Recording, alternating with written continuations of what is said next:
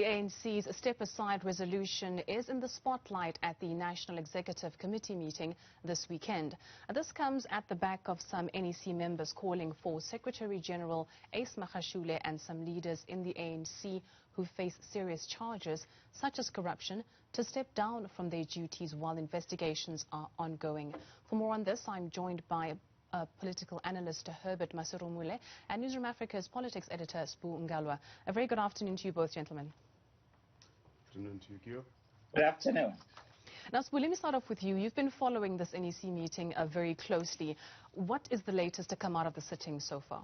Look, the reality is that because it's a three-day meeting, so there are a number of agenda items that are on the table, and I know that all eyes are set on the so-called step-aside rule and the reports of the Integrity Commission. But the reality is that normally what you have, because it started yesterday afternoon, so it's had a slow start with the president's input, and then there are other issues on the table, including local government elections and also the government's response to COVID-19. But I think more than anything, even among the ANC members of the ANC going into this meeting, that was always the main thing uppermost in their mind as to what happens to the Secretary General, Ace Magashule, because you will recall that this has been months in the making, and there has been a lot of frustration, even within the ANC and outside, because the party has been seen to be paralyzed around the issue of implementing its conference resolution around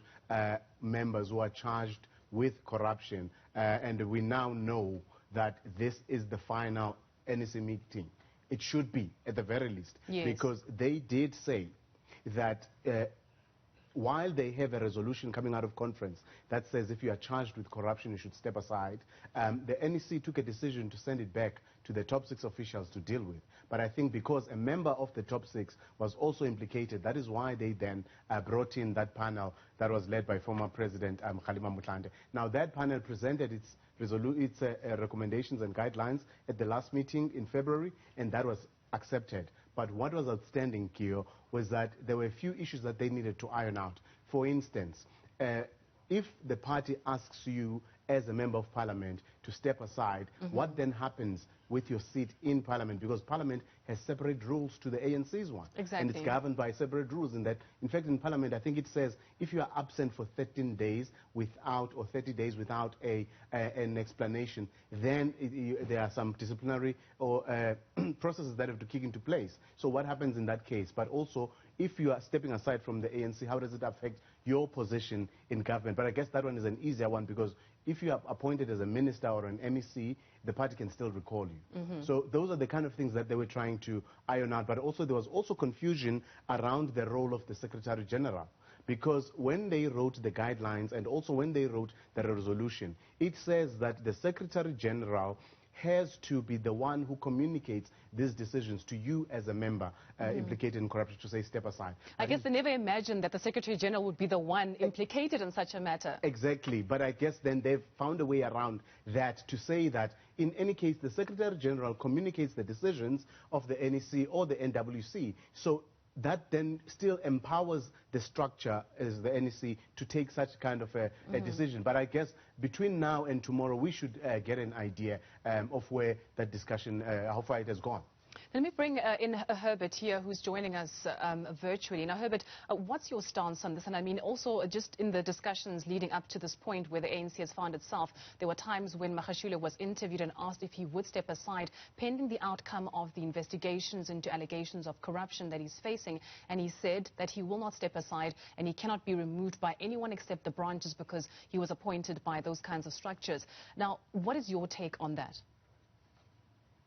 Look, thank you very much. I think that clearly demonstrates, unfortunately, the extent of arrogance of the Secretary General, which is so unfortunate, because largely it appears as if members of the ANC do not really seem to understand the reason why Nasrec took their decision, because often as they debate this issue, they tend to conflate legal questions with questions of morality. Because remember, the concern has always been that the moral standing of the ANC seems to be dissipating, and as a result, they took a decision that we should put together the commission to look into all these issues that relates to the behavior of the members of the ANC, particularly in the leadership of the ANC.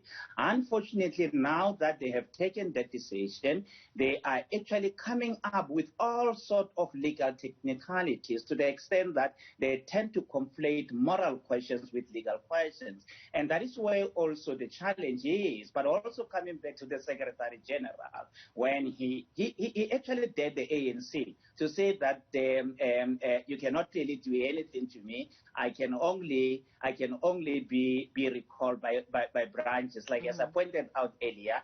That clearly demonstrates the extent of arrogance, unfortunately, from the part of the Secretary General, who is actually the engine, the machinery of the organization, who is supposed to be a person who must be exemplary in terms of making sure that the resolution of conferences are correctly implemented. The person who must see to it that the resolution of their conferences are actually implemented. And his behavior really demonstrates the extent to which the ANC is, because if they don't really do anything about his behavior, unfortunately, the ANC will find it very difficult to assume this moral authority which is so much wanted. So I think it finds itself in a very serious conundrum.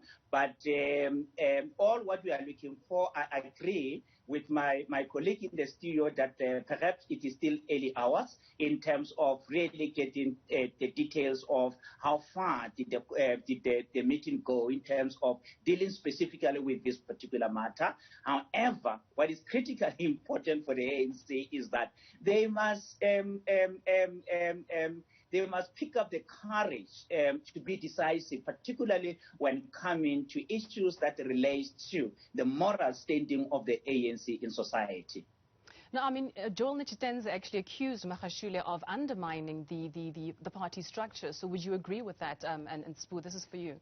Look, it was blatant, Kiyo, in that there was a meeting in Parliament around, which is the ANC caucus, where they were given the directive by the party bosses. President Ramaphosa was there, his deputy David Mabuza was there, National Chairperson Gwede Mantashe, and the Treasurer General Paul Mashatile, and they gave the mandate to the ANC caucus that they are to vote in favor of the establishment of the inquiry into the fitness of Busisiwe Mkhwebane as the public protector, into a fitness to hold office. Now, that was the ANC's top structure. They went to that meeting on Tuesday. And a day later, the Secretary General of the ANC, in a radio interview, goes out and says, actually, the members of the ANC who defied that order, or who wanted to defy that order, were actually correct in that the DA is the enemy of the ANC and that they should never vote with them. Now, whether he believes that or not, but if as the top leadership of the ANC they've taken a decision. Now, the ANC, you understand, Kyo, subscribes to the doctrine of democratic centralism, which dictates that if a decision is taken by that structure, whether you agree with it or not, you have to accept it. I mean, we've seen this in play.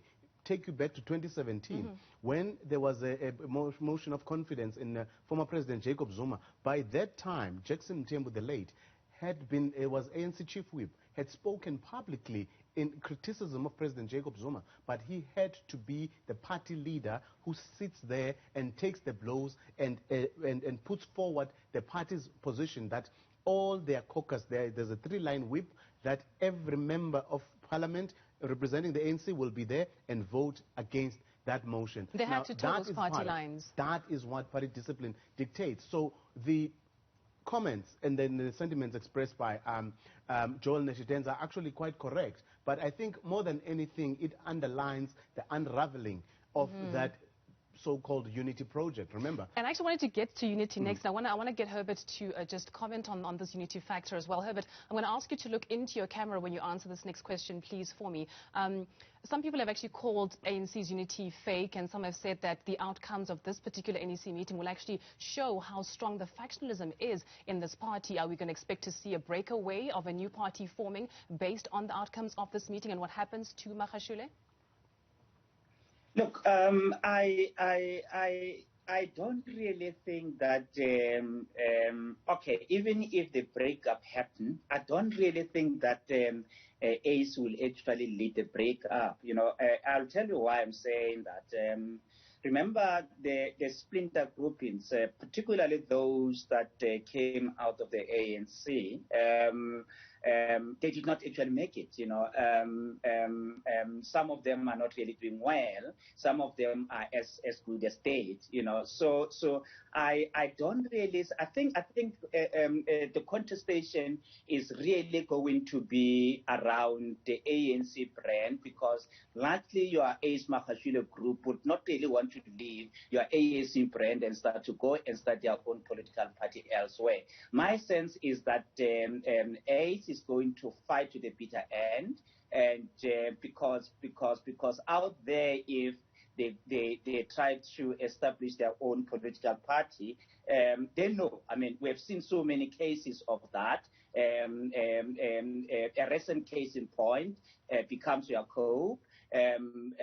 So I don't really think that he will actually lead a breakaway party from the ANC. What I'm thinking is that he might actually want to try and fight to the bitter end, because the contestation is largely going to be about clinging to the brand ANC. You know, so that is my sense. But also you did mention a very important aspect around factions, and indeed it's true, because if you look at the character of the ANC now, unfortunately, it is increasingly defined by factions, and until such time that they find a way in which they can decisively deal with this unfortunate phenomena within themselves, the ANC will forever remain the way it is. And unfortunately, the more that it is actually at war with itself, is the more that it is going to lose its credibility as well. Herbert, I'm going to stop you there and just come back to Sbu just in 1 minute. What do you expect to see actually coming out of this? Do you think that we'll see Ace just fighting until the bitter end?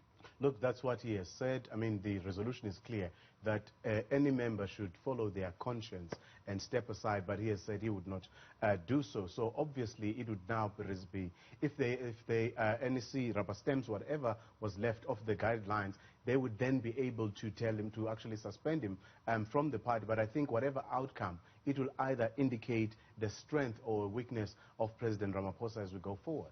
Well, thank you so much for joining us for this discussion. That was political analyst Herbert Maserumule and Newzroom Africa's politics editor Sbu Ngalwa.